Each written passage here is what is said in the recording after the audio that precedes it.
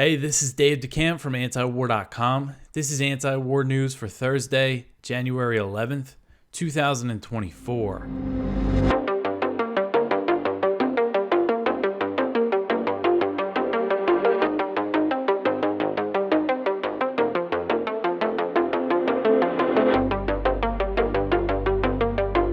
All right. We got a lot of stuff today. The first story at the top of antiwar.com today, Netanyahu claims that he will not expel Palestinians from Gaza. So Israeli Prime Minister Benjamin Netanyahu on Wednesday insisted that Israel does not plan to expel Palestinians from Gaza or permanently occupy the territory. And this marks a shift in his rhetoric that comes one day before the International Court of Justice holds its first hearing on South Africa's genocide case against Israel. So Netanyahu said in a video posted to social media, quote, "I want to make a few points absolutely clear. Israel has no intention of permanently occupying Gaza or displacing its civilian population," end quote. And he said this in this short video that he put out, again on social media. I saw it on Twitter. He was speaking in English, so it's clearly a message for a global audience. And Netanyahu's message, of course, is likely meant for the Biden administration as well, which has been critical of the Israeli ministers who are explicitly calling for the expulsion of Palestinians from Gaza and the establishment of Jewish settlements in the Strip. So Netanyahu said, quote, "Our goal is to rid Gaza of Hamas terrorists and free our hostages. One thing is achieved. Once this is achieved, Gaza can be demilitarized and de-radicalized, thereby creating a possibility for a better future for Israel and Palestinians alike," end quote. But Netanyahu himself just very recently has said that he favors the idea of pushing Palestinians out of Gaza. So Danny Danon, he's an Israeli member of the Knesset in Netanyahu's Likud party. He said just very recently Netanyahu was saying that getting the Palestinians out of there was a good idea. Danon told the Times of Israel, quote, "The Prime Minister told me 2 weeks ago in this room that it's a good idea. We had a faction meeting a few weeks ago when I asked him about voluntary relocation, and he said it's a good idea and not easy to find countries that would accept Gazans," end quote. And this was that Likud meeting where Netanyahu said he was looking for other countries to absorb Palestinians. And Israeli media reports have said that this idea is becoming official government policy. There's a leaked intelligence ministry document that said the best case for Israel is to kick all the Palestinians out of Gaza. But Danon said that Netanyahu has taken the idea off the table, at least for now, in the face of U.S. pressure. He said, quote, "In the last few days, because of the pressure coming from a few countries, he stated that it's not the position of the government and Israel is not promoting it. Blinken said he got assurances," end quote. So Danon and many other Israeli lawmakers and officials are still pushing for the plan to expel Palestinians, what they're calling voluntary migration, voluntary relocation. You know, we know it's not going to be voluntary considering what they're doing to Gaza. They're making it uninhabitable, destroying the homes there, the civilian infrastructure. You know, these people are not going to have a choice. So far, over 23,000 Palestinians have been killed, mostly women and children, in this Israeli slaughter, this U.S.-backed slaughter, and many more could die of starvation. So South Africa's application to the Israeli genocide case to the ICJ, it cites the mass slaughter of Palestinians and the genocidal rhetoric coming from Israeli officials to make the case that Israel has the intent and is taking actions to carry out a genocide against Gaza's Palestinian population. The U.S., which has provided unconditional military and political support for this slaughter that's going on, has, of course, criticized, slammed the South African case, calling it meritless. So speaking of the genocidal rhetoric, this next one here, Israeli MK says, "Burn Gaza, there are no innocents." So a member of the Israeli Knesset has doubled down on comments he made in November when he called to burn Gaza down and is now claiming that there are no innocents in areas where the Israeli military ordered evacuations. So this is Nissim Vaturi. He is a member, again, of Netanyahu's Likud party. He said, quote, "I stand behind what I said. It is better to burn, to take down buildings, than that our soldiers should be harmed. I said to burn Gaza. What does it mean to burn? To go in and rip them apart.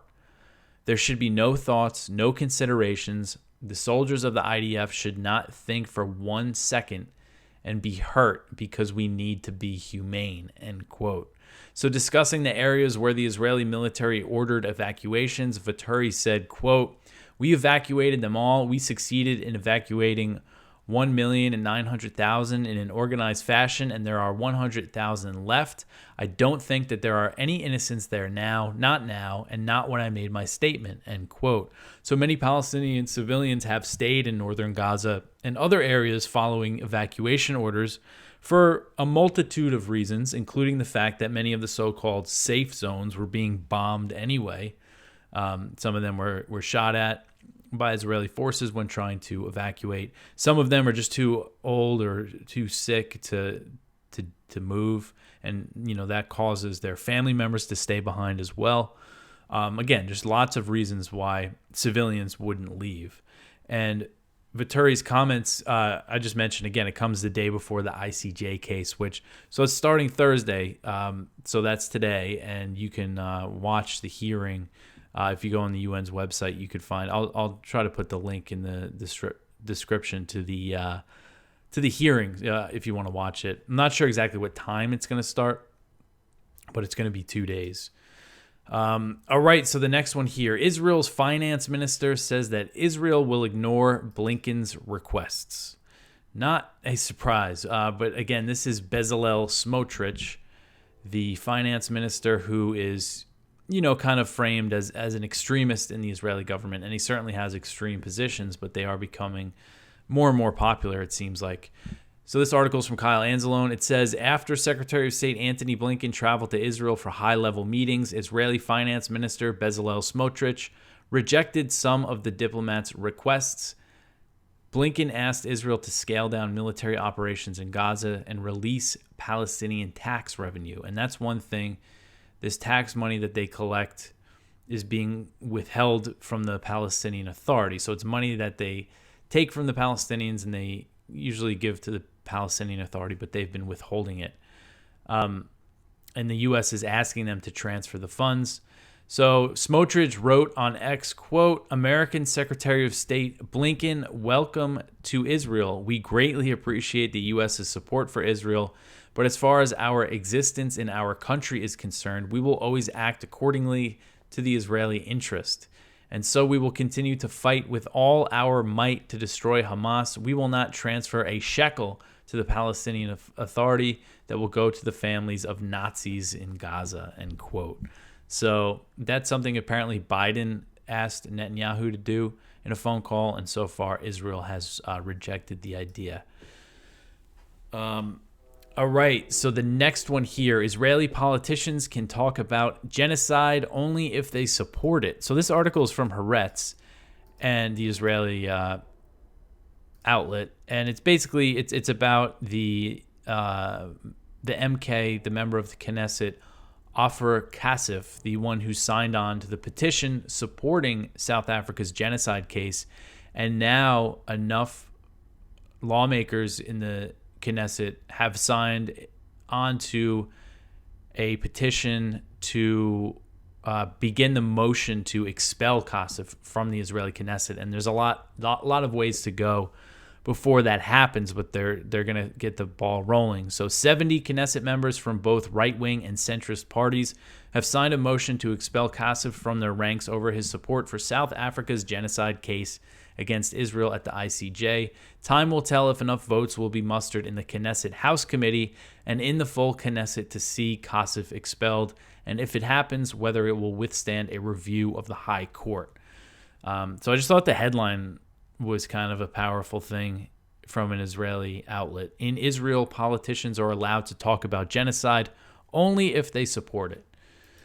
All right, so the next one here, the Houthis claim an attack on a U.S. ship. So Yemen's Houthis, officially known as Ansar Allah, said Wednesday that its forces attacked a U.S. ship in the Red Sea as part of an initial response to a recent incident where the U.S. military sank 3 Houthi boats, killing 10 Yemenis.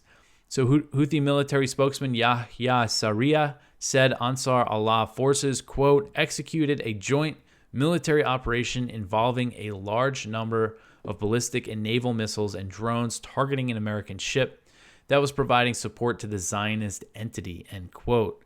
U.S. Central Command said that U.S. fighter jets, several U.S. warships, and a British naval vessel downed 18 Houthi drones, 2 anti-ship cruise missiles, and 1 anti-ship ballistic missile. So it sounded like that was a pretty big attack. It's unclear if they said that was on Tuesday night. It's unclear if that's the same one Sarria is talking about. It seems likely that it is. But CENTCOM said the attack targeted commercial shipping. They didn't say that their ships were targeted and that there was no damage or injuries. And this was reported as the largest Houthi attack in the Red Sea so far since they started targeting Israeli-linked commercial shipping in response to the onslaught in Gaza. And they have vowed not to back down in the face of the U.S. military.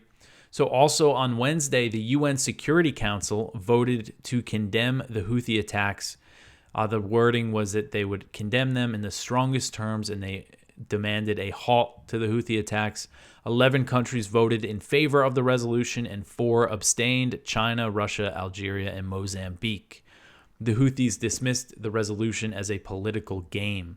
So Sarria reaffirmed that the Houthis would continue to, quote, prevent Israeli ships or those headed to the ports of occupied Palestine from navigating in the Arabian and Red Seas until the aggression stops and the siege on our steadfast brothers in the Gaza Strip is lifted, end quote.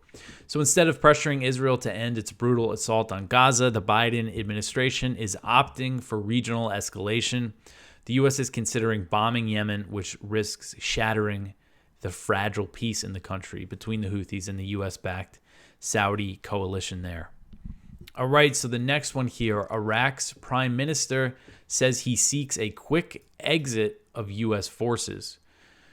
So this is Iraqi Prime Minister Mohammed Shia al-Sudani. He has reiterated his desire to end the presence of U.S. and other international forces in Iraq and said that he is looking to negotiate a quick exit, although so far no deadline has been set. Al-Sudani told Reuters, quote, there is a need to reorganize this relationship so that it is not a target or justification for any party, internal or foreign, to tamper with stability in Iraq and the region, end quote. U.S. forces in Iraq and Syria have come under frequent rocket attacks since October due to President Biden's support for Israel's slaughter in Gaza.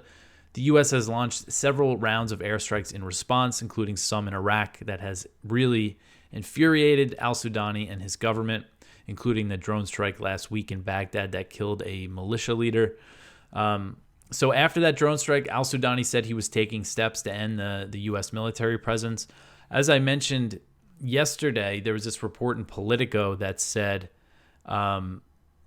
he privately told the U.S., no, actually, you guys can stick around. I'm just saying this for political, because of all this domestic political pressure. But the fact that he's saying it again, in this Reuters interview tells me that he's actually serious about it. So, the U.S. they're going to do whatever they can to stay.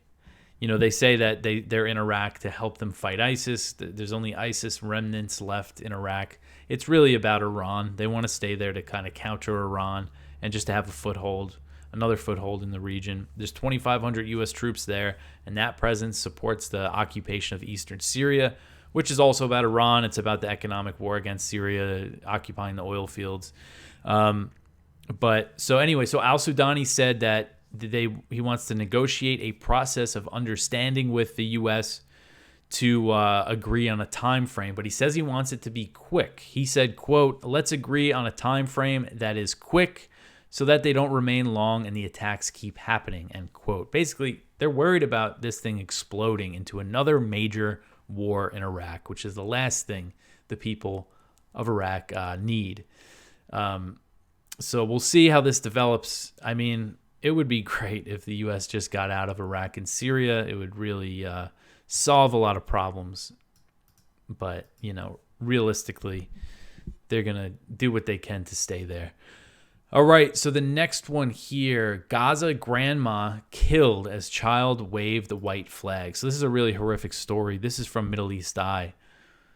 And it says an Israeli sniper shot dead a Palestinian woman whose grandson was holding a white flag as they attempted to flee from Gaza City to a so-called safe zone in the south of the embattled territory, Middle East Eye can reveal. So I actually saw this video a few days ago, but this is now their report on it, and it's really tough to watch. So Hala Rashid Abdi Al-Ati was walking with several other Palestinians as they attempted to flee the Al-Ramal neighborhood of Gaza City on the 12th of November, while her hands were interlocked with her grandson who was waving the white flag. Exclusive footage of the killing obtained by MEE purports to show. So, I mean, if you've seen this video, I'll play it for those watching. You could see a group of Palestinians trying to cross the road here, and the people leading the pack is a woman holding hands with a very small child. And then she gets shot and killed, and apparently she was killed by a IDF sniper. One shot killed her immediately, and you see the child run away. It's just, I mean, it's just horrific to watch. So anyway, yeah, it's just an example of some of the horrific things that are going on the ground in Gaza, besides the airstrikes. And again, this was back in November, on November 12th. And there's a lot of reports of things like this happening, and it's something to just actually see it like that. All right, so the next one here, Gaza's children mourn parents killed by Israeli bombardment. So this is an article from Reuters, and it's just about, it's kind of more just stories about these children who parents are dead and how they wake up crying for them all the time. It's really tough stuff to read. So, go check that out if you want. But I think this stuff obviously is important for us to be facing. It's something about it because you hear the numbers, over 9,000 children killed. But, when you actually read these stories about individual children, it really makes it more real. All right, so the next one here, Poland will not cooperate with Nord Stream probe. So this is an interesting story. And you guys remember the Nord Stream pipeline bombings? It's been a while since we talked about it. So the Wall Street Journal has reported that Poland has resisted efforts to investigate the 2022 bombings of the Nord Stream natural gas pipelines that connect Russia and Germany, raising suspicion that the Polish government could have had knowledge of the attack. So the leading theory among Western officials, and that you see being pushed by Western media, is that Ukraine was behind the blast. Remember when they all said it was Russia? Now that's kind of the narrative, is that it was Ukraine, and they say, it wasn't so much Zelensky, but it was elements within the Ukrainian government tied to ultimately Zaluzhny, who's the Ukrainian commander-in-chief, and might be a political opponent of Zelensky in the future, which is interesting. So anyway, they're saying this was carried out by a small group of Ukrainians who rented a yacht, and the Andromeda, that's the name of the yacht. And most, if you read a Western media report about Nord Stream, they all ignore the theory that the U.S. was behind the blast, which I think is a very strong theory. And that was an allegation made by a report by investigative journalist Seymour Hirsch. So anyway, the Andromeda made several stops in the Baltic Sea around the time of the explosions, including in Poland. European investigators told the Journal that Polish officials had been slow to provide information and withheld key evidence about the alleged saboteurs' movements in Poland. Investigators are hoping that the new pro-EU Polish government of Prime Minister Donald Tusk will be more cooperative. So what's very interesting here, and this is something I didn't realize until I saw this report and was just looking into the Polish government, the new one, Radek Sikorski is Poland's foreign minister. He's a former foreign minister, and I believe he was a defense minister at one point too. But what's very interesting about him is that in September 2022, right after the news of the Nord Stream pipeline bombings broke, at the time he was a member of the European Parliament, he tweeted out a picture of the gas bubbling on the surface of the Baltic Sea and said, "Thank you, USA." So he basically said it was the U.S. that was behind it. He eventually deleted the tweet. It was up for a while, but he ultimately deleted it. I just thought it was interesting, because this article insinuates that Poland might have been involved in this plot with the Andromeda, which, by the way, Seymour Hersh says was a story planted in the media by the CIA. But it insinuates that's why Poland isn't saying much, but maybe Poland knows something else, and that's why they're not cooperating too much. I don't know. At the same time, if it was a cover story, I guess they would be kind of feeding the evidence.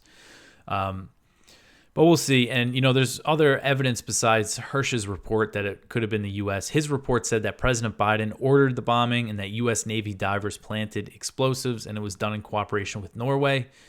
But for years and years, the U.S. targeted the Nord Stream 2 pipeline, and these pipelines connect Russia and Germany, and Nord Stream 2 would have doubled the gas that Russia could have shipped to Germany. The U.S. didn't want that, so they were targeting the pipeline with sanctions for years and years. And before Russia invaded Ukraine, President Biden vowed to bring an end to the pipeline if Russia invaded Ukraine. Victoria Nuland made similar threatening comments.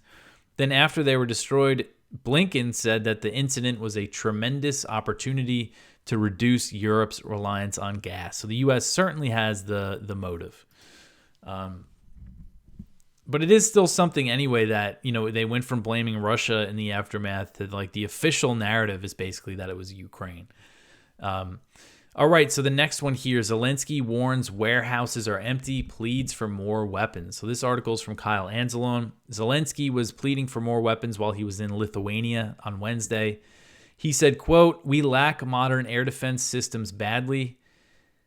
What we need most is the air defense systems. Warehouses are empty, and there are many challenges to world defense. Sometimes the insecurity of partners regarding financial and military aid to Ukraine only increases Russia's courage and strength.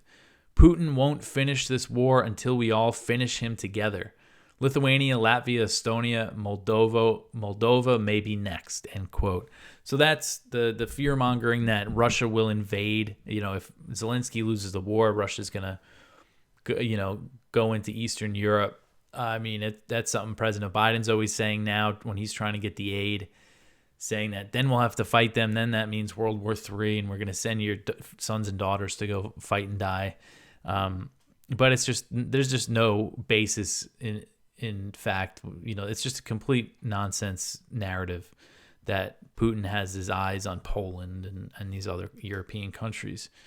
All right, so the next one here, Japan resumes work on a U.S. base in Okinawa. So Japan has resumed construction work on a landfill for the relocation of a U.S. military base in Okinawa, despite strong opposition from the island's governor and residents. Japan's central government overrode Okinawa Governor Deni Tamaki's objections to resume the landfill work, a move Japanese media has described as unprecedented.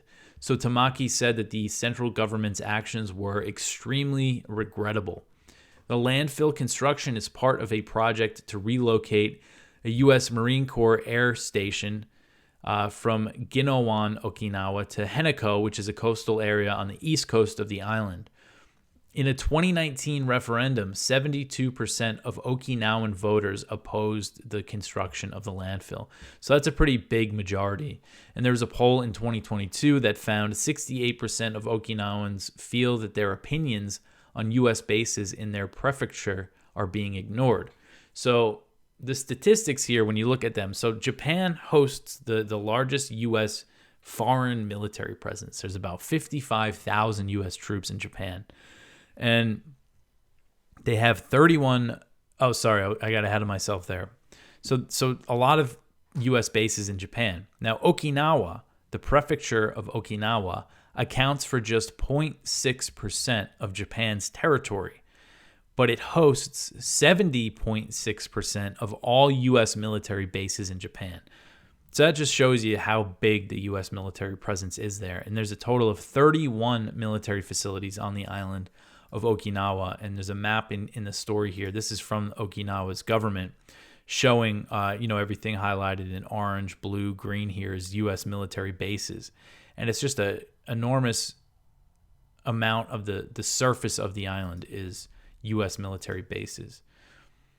And the people that live there are against this.